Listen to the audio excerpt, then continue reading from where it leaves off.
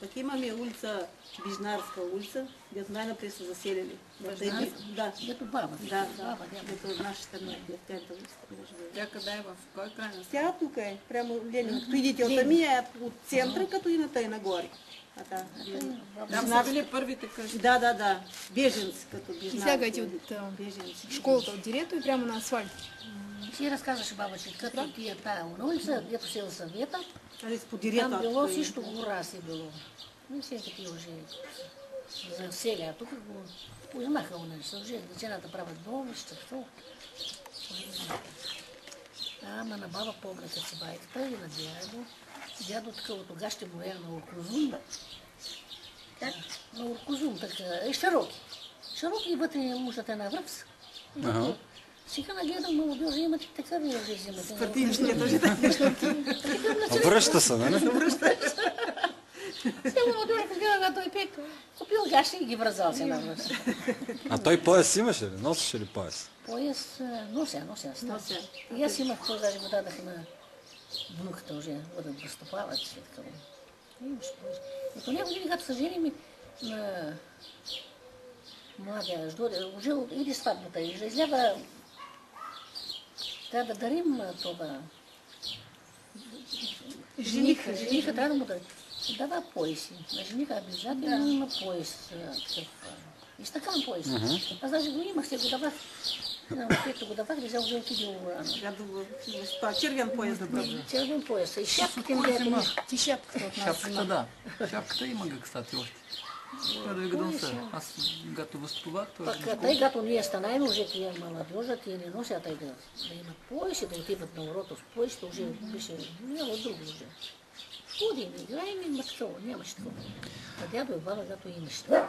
А вашата сватба, вие как се запознахте така с вашия мъж, с вашия стопанин?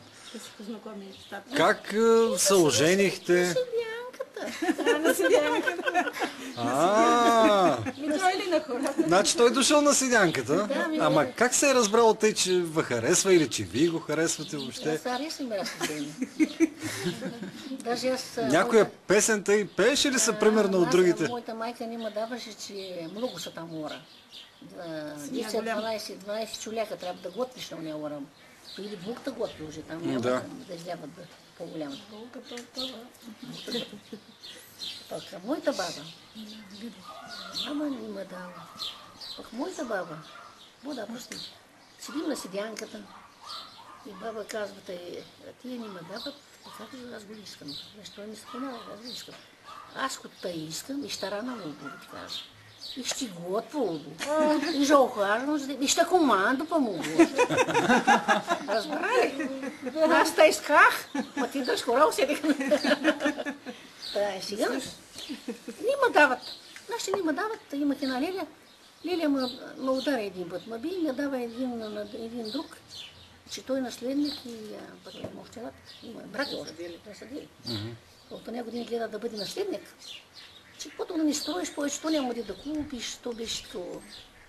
Не като когато беше в Русия, не купуваме дърво на разно. Не, нямаше такова да дърво. Румън кой ще продаде дърво? Няма. Леля ми даде това, аз разбра неща. Аз казвам да ме бидете колкото, че аз не го не гоща. Разбра ли, че аз не гоща. Аз тъжно живея с някото не гоща. Аз не гоща, нашите ме дават. Чудни. Баба довадила седянката. Баба вика, стой, не се карайте, не бидете. Аз ще да на седянката ще видя това лапи, то доведе през нези. И баба, па той беше такъв здоров, применено, те бяха сега и сновайка в ръцете. Аз ми се понравя. И по разговора, трябва малко на работа и мина за тези години. На работа и ми свита. Ние направим 2 двора на толоката. И нашия третия. Баба казва, аз ще да по сянката ще върва и ще го видя. Баба вървяла, тъй като ние седим. Там финира закачан беше, защото скота светище бе. Сега света ли? Не финира.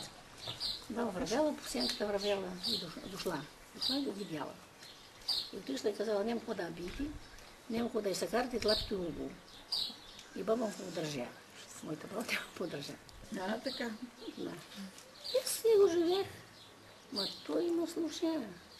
Каквото да кажем, го правим. Той е час до работа, той е на работа също време. Мъжът, той е на работа, когато дойде жената, ако няма да му каже нищо, нищо няма да направи повече. Той му е дали да се наспи да. Нет. Води искаш да работим, ние да кожа правим. Дойде не да кожа работим, ние да кожа правим. Има наготовено, значи. Наготови на работа. Наготовено на работа. Мислено. Да. Планирано. Значи, кой вкъщи определя какво ще се работи? Как? Кой определяваше работа вкъщи? Дома кой определял работата? Да. Хазяйката трябва Хазяйката. да определява. Хазяйката. Няма да, тя ще води да гуляе по пътя, али няма да си ще води туда-сюда. Той когда дой кой знае. Ти като дойш дома, нали знаеш нищо? Няма, не знам. Кожа работа, чуж знае. Аз като хазяйката, като дома, тя уже трябва да знае. Ага, днеска, това да правим за нас, това да правим. Значи работа върви. Работа пойде от напред. А мъже, ако казва, няма да върви, те ли? Да, като не ще той, някакво не ще да работи. За моя хазяин никога не ми отказа. Не, казвам, че примерно мъже да казва какво да се работи, той не знае, така ли? Той не знае от дома какво Не става. знае. Мъжа и той е постоянно гостинен вкъщи. Гостинен. Гостен. Да. Той не знае нищо. Той на работа цял ден. Там сутка било или каквото било. Той го няма. И докато няма да знаеш нищо. И как ви беше сватбата, значи? Нашата Вашата сватба. Как? Значи видяхме сега баба, ако не беше баба ти, значи ще видим. Да. Но добре, бабата бабата свърши. да я споменем с добро. Ма дават на един. Той нищък от мене. Бил такъв, бил наследник. Твоето наследство. Твоето наследство. Аз искам човек хубав, да мога да работя с него. И да знам, че за какво работя аз. За какво ми оня? И тъй баба му подразя. Един шамар изядах, няма нищо. Той е променил. А дигахте ли голяма сватба? Правим никак. По някои години правим. Знаеш как сватби правим? Тъй дълги. Тъй. Петък вечерта варим фасул, картофи на игри съде, младеж. В събота вечерта уже али сватба отиват, взимат кума. В неделя уже али се взимат и булката. Значи три дни беше сватбано. И понеделник се така. И понеделя петя уже. Само били сватба. Понеделник какво е било? Как? Понеделник. Понеделник е като Сладка ракия. сладка ракия, викам ми. Ага. И у нас сладка ракия, да. Читай. Това в понеделник това се върви, обича такава. Да. Някой път може да не е сладко сега. То. Който някой наруши, може да не бъде нищо. Да. Това е по-разно. И как, значи, сватбата? Сватбата беше Разкажи така. аз съм ти казвам, сватбата ми беше убава и аз отида ми да работя, начина ми да... Там хозяйство имаше голям, тати свека разимаше на попа земята, прави градина и нашата беше 10 хектара. Ние работим всичко време бяхме в работа. Излизам от къра, отивам на градината. Работим. Ти само за работа ми говориш сега. Той иска за сватбата да разкаже. Какалист беше сватбата. Ти кажи сега, добре, айде за работа ще си говориме. Като отивахте да работите, тъй някоя песен, нещо не пеехте ли? Или там на полето, докато работихте, нямаше ли някоя жена да се провикнете и примерно и да почнат някакви песни там? Тя няма да се изпровикнеш, но пие. Не да се провикне, ма така да запее някоя песен, Не примерно. бяхме свободни. Там, че женала не знам си коя булка, пък се забравила бебето на нивата, пък не знам си какво. Какво да правим? Да речем, забравила си цял ден женала, защото направила облог, че тая нива ще я ожени за един ден, пък си забравила детето на нивата. Те трябва да беше пияна, наверное. То от много работа човек тъй се напива. Забравя детето. Нямало ли такива песни по ваше време? А ти имаше виду за пясна такава. Така аз и запомня. То беше много песни. Ние пием и на къра да копаме, пием и на седенки ще идем да пием, и на кишията ще идем да пием. Народно голямото ни пием. А на сватбата?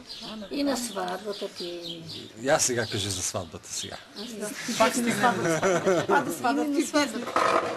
пием за сватбата. Как дойдоха, примерно, как дойдоха да те искат тебе сега? Какъв дяда се глупява. За невеста, как те искаха? Как се годяват? Годяват, знаете ли? Старите, като младежа, като се искаме, старите го голя уже, със сватът уже. Неговия баща, моя баща, да кажем, Вистелки се дават. при бисерка даваме, седика на китки даваме. Тъй. Иди. Аз го обновявам. И тъй сватбата беше сигурна. О, когато ми годиш да правим, годиш правим. И то беше втората година в войната. Тъй като докара музика от Айдар, Гагаузите, тъй като свират, красиво свират. Като докара на музика, аз ми е драго, тя такава красива музика. И хазяина ми е още обув. Даже няма какво се нарадуваш. И музика уба, и мъжа обув. И мъжа обув. И така, докара дядето се каруца, докара музиката, свира, докара напреш, да ще докара музиката и да докара момата. И седи гража се кара от тях. Напреш да кара музика, да докара момата, дето се правят годиш, за който е годен. Пък седи гража се кара музиката уже от тях. Седи гража се сбират всичките старики, там роднини, китца, уже довадят тук на годиш. То беше много красива музика, много беше страшна нощ. Като начина да воят аероплани, 42-та година. И в къщи свирия, и в къщи играени.